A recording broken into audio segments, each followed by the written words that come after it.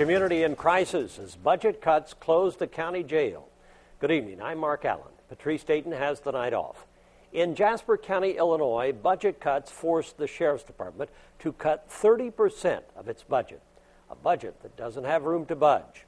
News 10's Kate Green spoke with the sheriff on what closing the county jail means for the community and for him.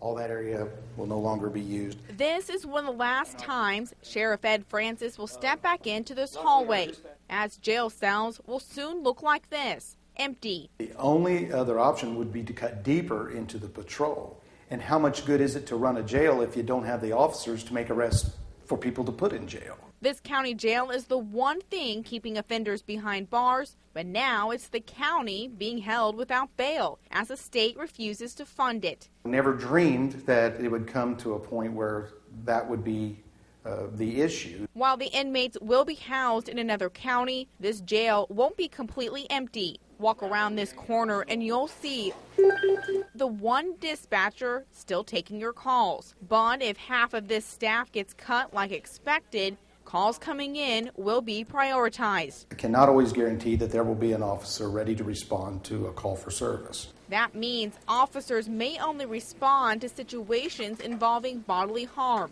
a public safety service creating a community crisis, a crisis Sheriff Francis says will cut through other communities. Without this funding, they soon will be in a similar situation. Maybe they have other areas that they could make those cuts.